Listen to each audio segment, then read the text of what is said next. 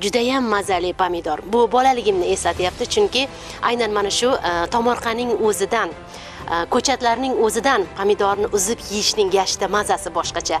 O'ylayotgandirsiz, mana shunday bir chiroyli pishib yetilgan pomidorlarni qaysidir ko'p yillik tajribaga ega dehqon fermerlar yetishtirgandir, qaysi bir xonadonning issiqxonasida pishib yetilgan ekan deb o'ylayotgan bo'lsangiz kerak. Yo'q. Bu Navoiy viloyati Zarafshon shahridagi 12-sonli jazoni ijro etish muassasasida vaqtincha jazo muddatini o'tayotgan mahkumlar tomonidan mana shu issiqxona tashkil etilgan va bu yerda hech qanday kimyoviy vositalardan foydalanmasdan xuddi mana shunday shirin mazali pomidor bodringlar yetishtirilmoqda. Eng asosiysi e'tiborimni tortgani suvni tejovchi texnologiyalardan foydalangan holda mahsulotlar yetishtirilyapti. Avval ko'chada ham qiziqish bo'lgan. O'zim Namangan viloyati Chust tumanidanman. Bizda ham shu bog'bonchilik, dehqonchilik ishlari juda rivojlangan. O'shanga Xudo xolasa kelgusida ozodlikka chiqqandan keyin o'zim ham o'zimni tomorqamda shaxsiy mana shunaqa issiqxona tashkil qilish niyatim borligi sababli mana shu yerda shu shogird sifatida o'zim shu ustozimizdan bilib ko'nikmalar olib kelmoqdamiz, o'rganmoqdamiz. Pomidor chiroyli kattaroq yetilish uchun, qo'shimcha kuch olmaslik uchun barglarni ham iloji boricha kesib tashlaymiz va bizda yana shu narsa o'zimiz tajriba qilib ko'rdikki, yonidan olingan bargidan ham qo'shimcha mana ko'chat yetishtirib meva solishligi mana shu yerda aynan tadqiqot qilib ko'rdik. Bu ham natija berdi. Mana ko'rib turganingizdek chiroyli. Undan ham demak meva olsa bo'lar ekan. Bu biz uchun yangilik bo'ldi albatta. Javohir, siz kabi yosh mahkumlarga shunaqa imkoniyatlar yaratilgan, chindan ham qo'shimcha kasb hunar egallash uchun. Qolaversa, qarayapmiz, kutubxonalar ham bor, boshqa to'garak mashg'ulotlari ham bor. Bundan tashqari bo'sh vaqtingizda yana ko'proq qayerlarda, nimalar bilan mashg'ul bo'lasiz? Bo'sh vaqtim mazmunli o'tkazish, kitoblar o'qiyman ko'proq. She'riyatga qiziqaman. O'zim bo'sh paytim shu she'rlar ham yozib turaman. Demak, ijodkorman. Deng, keling bitta eshitaylik. Demak, o'zim shu yaqinda yozgan ona haqida Kechiring ona degan she'rimni aytib beraman. Onajon, sog'indim ko'ray yuzingiz, ko'z oldimdan ketmas nurli ko'zingiz, yodimda har aytgan hikmat so'zingiz, imkonini topsangiz kechiring ona. Dunyo tinglamadi, eshitmay nolam, ko'z yoshlamang o'rningizga yig'lasin olam. Sizni ko'p ranjitdim ko'ngilda alam, imkonini topsangiz kechiring ona. Nomard do'stlarim sotib netadi, qing'ir yo'l oxiri dardga eltadi. Qo'rqmang, bu kunlar ham o'tib ketadi. Imkonini topsangiz kechiring ona. To'rt devor orasi muzladi tanam, javohiringiz qaytadan tug'ingiz yana. Kunlar o'tmoqda soatlar sanab, imkonini topsangiz kechiring ona. Bu kunlar o'tadi, qalbdan o'chirmam, jinoyat maydan dilga ichirmam, o'zni kechira olmam, hech ham kechirmam. Imkonini topsangiz kechiring ona. Nega bu yerdasiz degan savolni bermayman, chunki menga qanday jinoyatni sodir etganingiz emas, qilgan xatoyingizni qanchalik tushunib yetib, tuzalish yo'liga qanchalik o'tganligingiz muhim. Xatoyingizni tushunib yetdingizmi? Albatta, prezidentimiz bizga yaratib berayotgan, shu yoshlarga yaratib berayotgan turli javohalardi. O'qish bo'lsin, bilim bo'lsin, sport bo'lsin, ko'p imkoniyatlar yaratib berilyapti. Men to'g'risi hozir afsuslanaman. Men afsuslanadigan narsam shuki, yaqinlarimni qiynaganimdan tashqari yosh umrimni ayni o'qiydigan, bilim kuch olib, mana shu yurtimga qanaqadir naf tegadigan paytlarimda mana shu panjara o'rtada o'tkazayotganimdan afsuslanaman. Hozir shu qilgan jinoyatimdan chin ko'ngildan pushaymonman. Ko'rinishidan maishiy texnikalarni ta'mirlaydigan ustaxonaga o'xshaydi va ko'pchilikda birinchi navbatda mana shunday taassurot uyg'ongan bo'lsa ajab emas. Bu chindan ham Zarafshon shahridagi 12-sonli jazoni ijro etish muassasasida tashkil etilgan maishiy texnikalarni ta'mirlash ustaxonasi hisoblanadi, ya'ni maktabi deb ayta olamiz. Bu yerda qariyb 10 yildan buyon jazo muddatini o'tayotgan mahoratli, iste'dodli mana shu usta deb ayta olamiz bemalol Baxtiyor Arlov o'zi kabi mahkumlarga o'zining hunarini, kasbini o'rgatib kelmoqda va o'rgatish bilan bir qatorda yana ham mahoratini oshirish maqsadida qo'shimcha kurslarda o'qib, ko'plab diplomlar, sertifikatlarga ega bo'ldi mana shu o'tgan vaqt mobaynida. Bu ham bo'lsa mahkumlarning kelajakda ozodlikka chiqqanda farovon turmush kechirishi va eng asosiysi halol daromad bilan oilasini boqish uchun mustahkam poydevor o'rnatayotganligidan dalolat beradi. O'zbekiston Respublikasi Prezidentining 2026-yil 27-martdagi jazoni ijro etish muassasalaridagi yoshlarni zamonaviy kasblarga o'qitishga oid chora-tadbirlar to'g'risidagi qarori qabul qilindi. Unga ko'ra, jazoni o'tayotgan yoshlarni zamonaviy kasblarga o'qitishga qaratilgan ikkinchi imkon ijtimoiy reabilitatsiya milliy loyihasi amalga oshiriladi.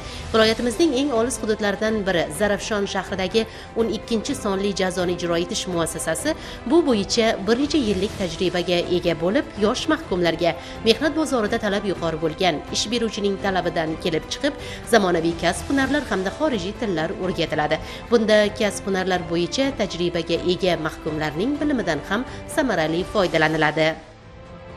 Bugun jamiyatda kuzatuv kameralarini o'rnatish, maishiy texnikalarni ta'mirlash, qolaversa konditsionerlarni o'rnatishga talab juda ham yuqori. Tabiiyki, bu kasbni, bu hunarni bilganlar hech qachon ishsiz, daromadsiz qolmaydi. Mana shu jazoni ijro etish muassasasida mahkumlarga mana shu kasbning o'rgatilayotganligi albatta yuqorida aytganimdek, kelajakda ular daromadli ish bilan band bo'ladi deganidir.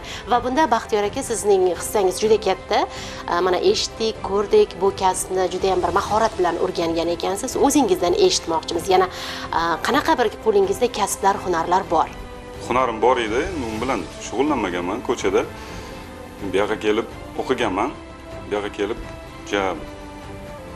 kirishib ketganman. O'qidim, diplomlarni oldim, sertifikatlarim bor. Yoshlarni ham o'rgatyapman. Konditsioner o'rnatish, televizor tuzatish, shu oddiy shu bытовой texnika deymiz. Kamera o'rnatish, elektrika, oddiy bir rozetkani o'rnatish, включатель o'rnatish. Yoshlarni ko'pincha qiziqtiradi bu narsa. Ko'p pul beradi deyshadi. O'shaning uchun o'rgataman. O'zimga ham 6 oy qoldi chiqib ketishimga.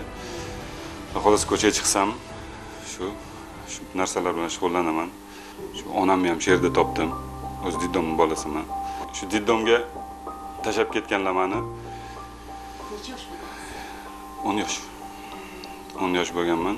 13 yoshimda 2002-yil 13 yoshga to'lmaganman. Qaytib olganlar, qamalib chiqqanlar, qaytib olganlar, ko'chada tashab ketganlar keyin. Tashab ketganlar 15 yoshimgacha ko'chada yashaganman o'zim. Moykada ishlaganman, gilam yuvganman. Keyin o'gay onam olganlar. Shu o'gay onamga ham rahmat deyman. Juda vrachlar o'zlarining 3 ta farzandi bor. Eng kattasi men. Shu yerda ham o'tirib turib xodimlar so'ragan, o'zi родной onang bor edi, qani shu onang? Aytib berganman. Shu yerda topdim. Ma'muriyat ham sizga yordam bergan. Shunaqa. Koloniya boshlig'i Qobil Farhod Islamovich yordam berganlar katta. Keyin mintaqa boshlig'i, turkum boshliqlari. Hammada ham adashish bo'ladi. Eng yomoni xatosini tushunib yetmaslik, uni to'g'rilamaslik. Eng yomoni mana shu.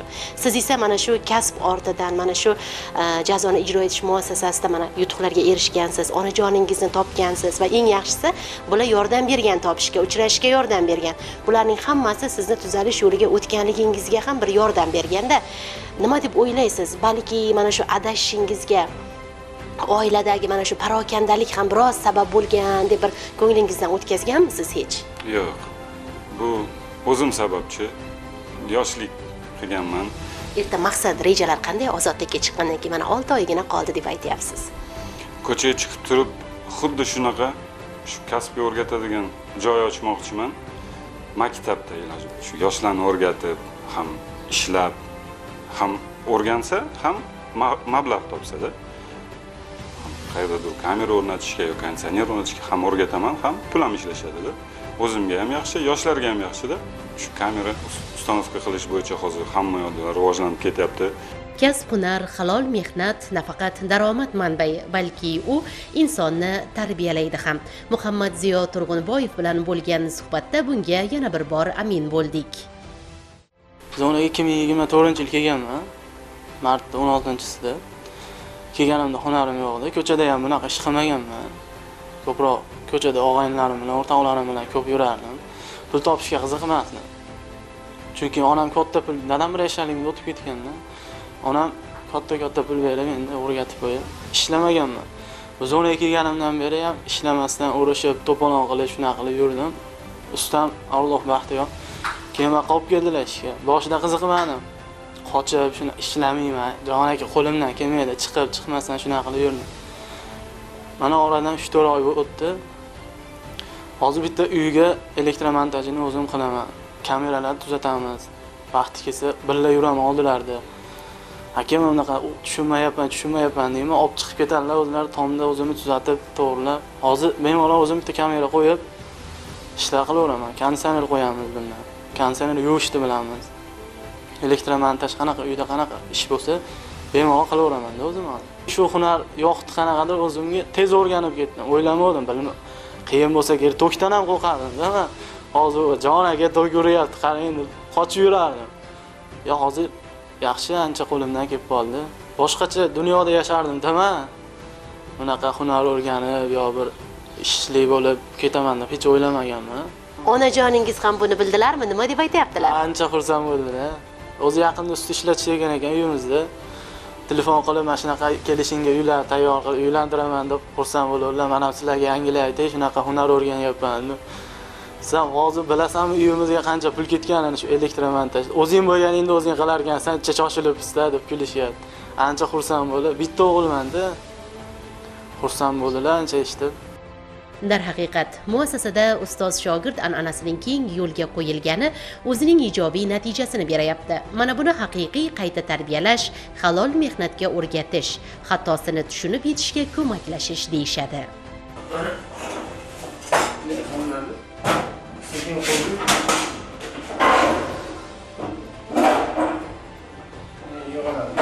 Yagasini tortib bog'lab qo'ysa, mashina yukligini ochib ketmaydi. Mana bu ko'tarishda. Yo'q, mana ko'tarishga kuch keladi bu. Bemalol ko'tarib, bundan ham zo'rlari bor. Kichkinalari bor, kattalari bor. Mansur Kenjaboyevning fikru xayoli bejirim buyumlarni yasash, yosh mahkumlarga hunarini o'rgatish, ozodlikka chiqqach, ezgu ishning etagidan tutish bilan band.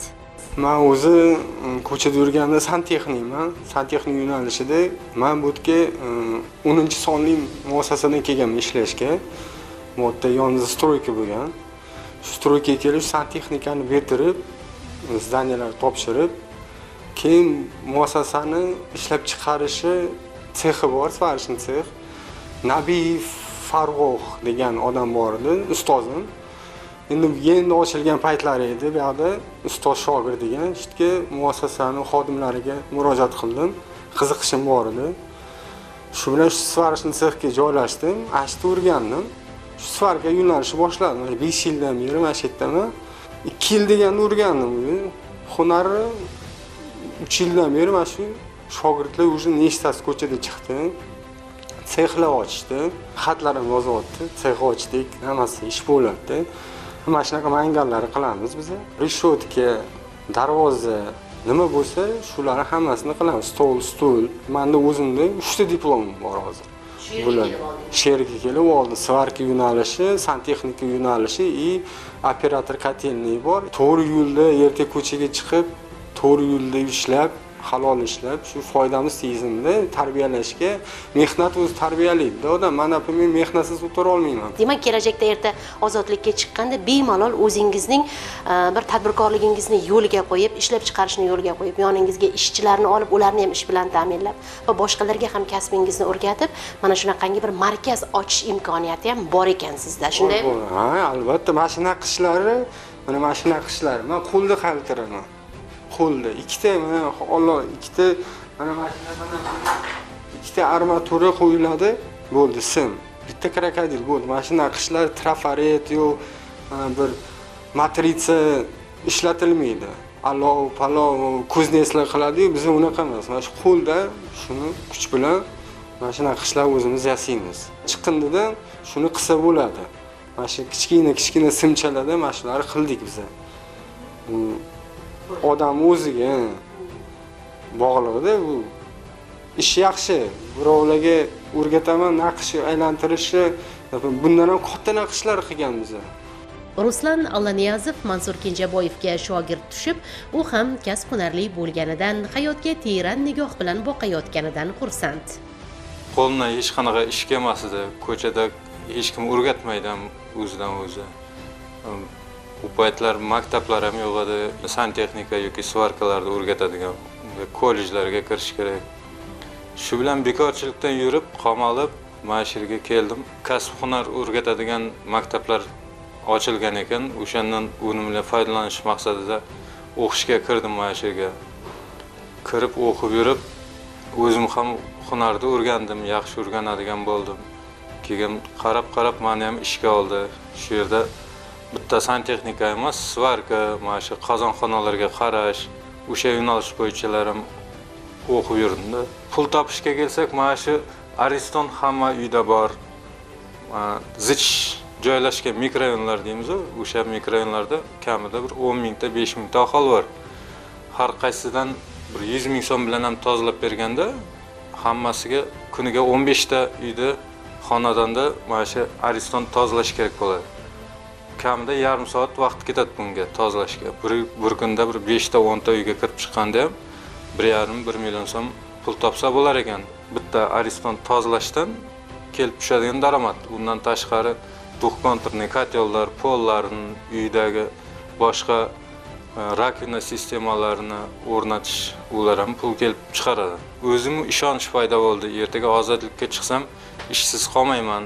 Chunki qo'limda 2-3 ta hunarim bor. Undan tashqari mana diplomlarim ham bor. Ertaga tashqariga chiqqandan keyin bandlikka ko'maklashish, o'sha hokimiyatdan pul beradi deyapti, instrumentlarni olaman. O'zimni o'zim ish bilan ta'minlayman. Mana shunaqa jinoiy yo'llarda endi yurmayman. Bizning maqsadimiz tarbiyalash, ularni kasb-hunarga o'rgatish va jamiyatga sog'lom fikrli shaxs sifatida qaytarish. Biz ayni paytda nafaqat viloyat markazidagi jazo ijrochi koloniyalarda, balki o'sha viloyat markazidan 200 kilometr olis masofada bo'lgan o'sha Zarafshon shahrida joylashgan 12-son jazo ijro etish koloniyasida ham mana shu jazo muddatini o'tayotgan shaxslarni ozodlikka chiqqach hayotda o'z o'rnini topishi uchun ularga bir imkoniyat yaratish, bir kasb-hunarli qilib chiqarish borasida o'z oldimizga maqsad qilib qo'yganmiz.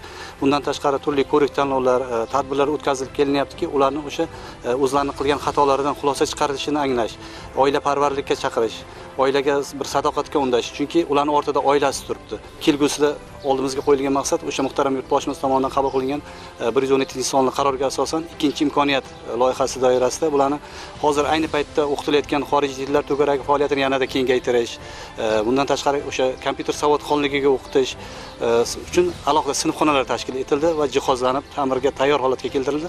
1-iyun kundan o'sha o'quv mashg'ulotlarini boshlashga bizni 5-mintaqaviy muvofiqlashtirish markazi tasarrufidagi barcha jazo ijro etish koloniyalari o'sha ikkinchi imkon loyihasi doirasidagi kasb-hunar faoliyatiga tayyor. Albatta, u kim bo'lishidan qat'iy nazar, har bir yosh yurt kelajagi, ertangi kun egalari. Ularni to'g'ri yo'lga yo'naltirish, iqtidori va iste'dodini qo'llab-quvvatlash, bilimli, kasb-hunarli va ishli qilish mamlakat kelajagi uchun eng munosib kapitaldir. Ayniqsa xorijiy tillarni bilgan kishi uchun bugun barcha eshiklar ochiq. Shu bois mazkur jazoni ijro etish muassasasida ingliz tilini mukammal o'rganish yo'lga qo'yilgan. I watch TV bo'ladi, to'g'rimi?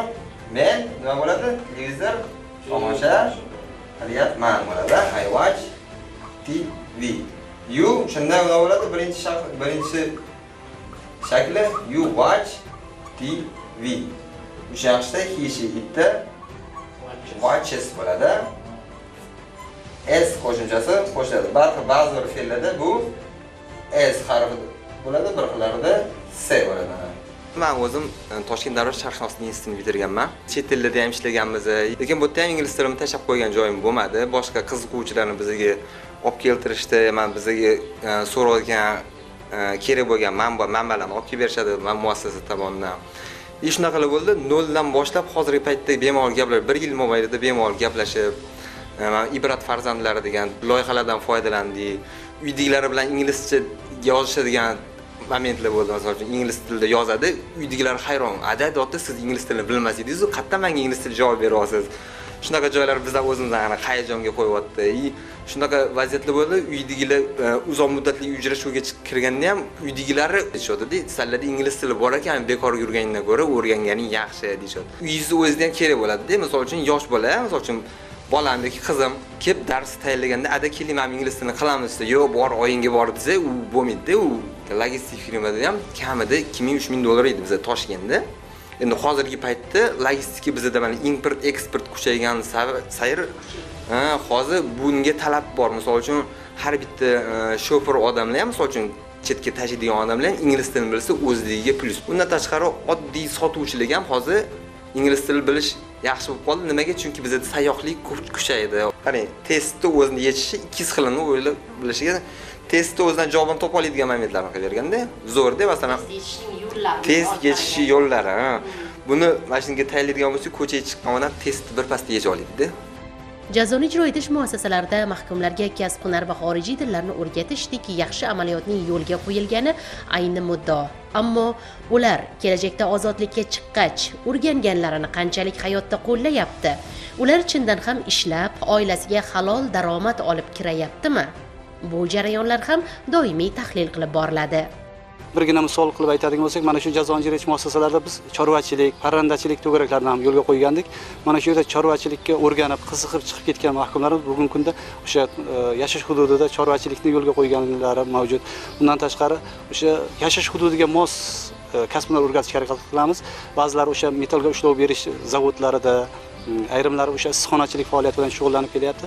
Avtomobillarga texnik xizmat ko'rsatish to'garagida o'qigan bitta mahkumimiz bugungi kunda o'sha Buxoro viloyatida o'zining avtomobillarga texnik xizmat ko'rsatish ustaxonasida o'zining faoliyatini yuritib kelyapti. Yoki bir Toshkent viloyatida bo'lgan bir mahkum bugungi kunda o'sha o'zini chiqib borib bugun chorvachilikni yo'lga qo'ygan, oilasi daromad bilan ana shu bilan aloqada bo'lganimizda o'zini hayotini to'g'ri yo'lga qo'yib olganligini ma'lum qilyapti. Ko'proq mana shu xorijiy tillar to'garagida o'qiganlar esa bugun o'zlarining oldiga maqsad qilib qo'yganki, o'sha bugun O'zbekistonimizga o'sha investorlar kirib kelyapti, chet el korxonalari ochilyapti, o'sha yerda faoliyat yuritish uchun til o'rganishni xohlovchilar ko'payyapti. Bundan tashqari bugungi kunda o'sha mehnat bozorida talab yuqori bo'lgan santexnik yo'nalishi, elektriklik yo'nalishiga talabgorlar ko'p.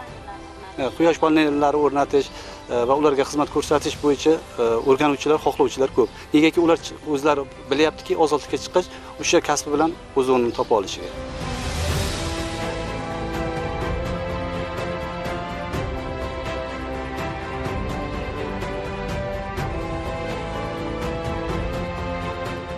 Kutubxona har qanday muassasaning yuragi, ma'naviyat xazinasi hisoblanadi. Va albatta ushbu jazoni ijro etish muassasasida ham 10 ming fondga ega bo'lgan kutubxona bor. Bu yerda audio kitoblar ham bor. Bu yerda mahbuslar bo'sh vaqtini mazmunli o'tkazadi. Albatta kitob insonni komillikka yetaklaydi. Qilgan xatosini tushunib yetishiga, pushaymon bo'lishiga juda katta hissa qo'shadigan mana shu muassasaning yuragi, xazinasi mana shu yer. Va eng asosiysi bu yerda kitob mutolaasi bo'yicha turli tanlovlar ham, tadbirlar ham o'tkazib turiladiki, bu ham bo'lsa mahkumlarning kitob o'qishga bo'lgan qiziqishini oshiradi. Eng asosiysi eng ko'p kitob o'qigan mahkumlarga bir qator imkoniyat va imtiyozlar ham mavjud. 3 yil bo'lyapti. 3 yil davomida 3000 ga yaqin kitob o'qib chiqdim. Bu narsa qandaydir natijaga erishish yoki qandaydir kitobxonlik tanlovi uchun yoki zakot intellektual o'yini uchun emas, o'zimni shaxsiyatimni va bilimimni, kitobxonlik savodxonligimni oshirish maqsadida kitob insonning eng yaqin do'sti deb hisoblayman va bugungi kunda 3000 dan ziyod kitob o'qish jarayonida men o'zim hayotimda bir nechta yutuqlarga erishdim. Koloniya miqyosida 2-o'rinni egalladim, mintaqa miqyosida 3-o'rinni egalladim. O'zbek adabiyotidan, jahon adabiyotidan va turli xil adabiyotlardan, bundan tashqari ilmiy adabiyotlardan ham ko'p kitoblarni o'qidim. Dunyoga mashhur yozuvchilarning bitta iborasi har doim menga maqsad sifatida keladi, ya'niki siz qaysi kasb egasi bo'lishingizdan qat'iy nazar bironta bir kasbga qiziqasizmi, o'sha sohaga oid bo'lgan adabiyotlarni, kitoblarni topib o'qing va siz o'sha sohada o'qigan insondan-da ko'proq ma'lumotga ega bo'lasiz degan ibora keladi. Tohir Malikning ajoyib iborasi bilan gapimni davom ettiraman. Ya'ni kitob mening do'stlarimdir. Ular meni sotmaydi, ular meni aldamaydi degan ibora bu juda ham to'g'ri topib aytilgan deb hisoblayman. Kitob insonni aynan meni hayotimga keladigan bo'lsak, meni hayotimni o'zgartira olgan narsa bu aynan kitob bo'ladi. Chunki Aleksandr Dyumani dunyoga mashhur bo'lgan kitobi If qalasining mahbusi, Graf Monte Cristo. Bu kitobni o'qishni ko'pchilikka tavsiya qilib kelganman. 19 yoshli Edmond Dantes ismli oddiy bir kemadagi yigit xuddi bizanikiga o'xshaydi, taqdiri qamalib ketadi va 15 yil Monte Cristo orolidagi qal'ada, If qal'asida yotib chiqadi va u ham o'sha joyda o'zini ustozidan, Abbad ismli ustozidan faqat ilm o'rganadi, faqat kitob o'qiydi va 15 yildan keyingi hayoti umrining oxirigacha rohat, farog'atda o'tadi. Navoiy viloyati Zarafshon shahridagi 12-sonli jazoni ijro etish muassasasida guvohi bo'lganingizdek, bu yerdagi mahkumlarning xatosini tushunib yetishlari, to'g'ri yo'lga qaytishlari, chin ko'ngildan qilgan ishidan pushaymon bo'lishlari uchun umuman olganda kasb, hunar egallashi, xorijiy tillarni o'rganishi va kelgusida ozodlikka chiqqanda halol, daromadli mehnat bilan mashg'ul bo'lishlari uchun chora-tadbirlar ko'rilgan, lekin ularning qalbini baribir bir og'riq tirnaydi. Oilasidan olisda, albatta mana shunday sovuq panjara ortida ota-ona sog'inchi, farzand sog'inchi, umuman olganda qadrdonlarining sog'inchi ularning yurak bag'rini ezadi. Shuning uchun ham so'nggi pushaymon o'zingga dushman bo'lmasligi uchun ham albatta ozodlikning, oila bag'rining, ota-ona mehrining, farzandlar mehrining qadriga yetish shart. Prezidentimiz ta'kidlagan ikkinchi imkon aslida mana shu. Ikkinchi imkon bu shunchaki ibora emas. U adashgan yoshlar taqdirini ijobiy tomonga o'zgartirish mexanizmidir. Ularga ikkinchi imkon berilayotgan ekan, demak jamiyat kechagi xatoni emas, ertangi imkoniyatni tanlayapti. Nomiga mos bu loyiha yoshlarning o'tmishini emas, kelajagini ustun qo'yayapti. Agar tizim to'g'ri ishlasa, bu minglab yoshlar uchun real start, jamiyat uchun esa xavfni kamaytirib, foydali kadrlar ko'paytiruvchi kuchli qadam bo'ladi.